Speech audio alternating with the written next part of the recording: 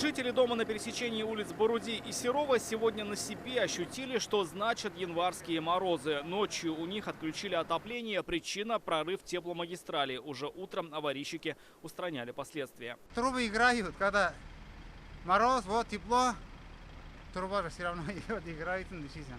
То есть из-за мороза не выдержала и получается... Наверное, да. Мороз же сколько? 35 градусов был, да? Около 40. Жители дома на Боруди не единственные, кто в морозы остался без тепла. В ночь на 8-е из-за аварии на теплопроводе в такой же ситуации оказались жители домов на Шмидта, Товарищеской и Достоевского. Так пережила, куда деваться-то? Под одеялом. Не знаю, обогреватель ставить, не знаю, что холодно. Ну, холодно уж, конечно, первый этаж, я уж ничего скажешь. Мороз в эти дни и вправду такой, что его ощущаем не только мы. Кажется, что не в силах с ним совладать даже законы природы. Наливаем кипяток и посмотрим, как он поведет себя в эту погоду.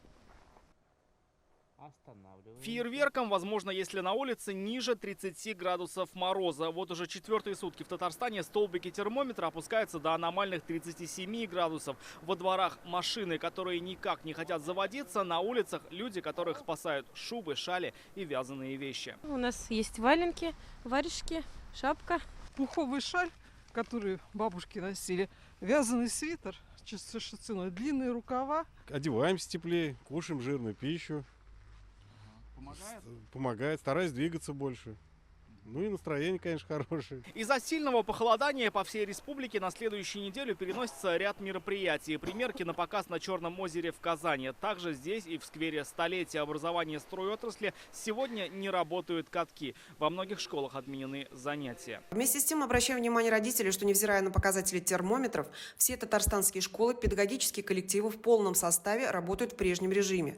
Если вам не с кем оставить несовершеннолетних детей, то школы примут их при любой температуре. Среднесуточные температуры на 9-19 градусов ниже климатической нормы. Как сообщили в гидрометцентре республики, аномально холодная погода пришла не только в Татарстан, но и на всю европейскую часть страны. Причина – морозный северный антициклон. Своего рода рекорд был побит сегодня ночью. Метеостанции в Муслюмово и Бавлах зафиксировали, температура понижалась до 41 градуса мороза. Ближайшие сутки примерно такой же характер погоды сохранится.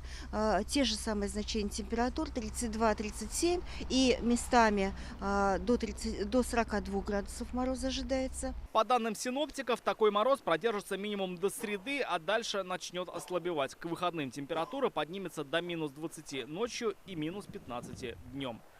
Рамиль Шайдин, Алмаз Единов, ТНВ, Казань.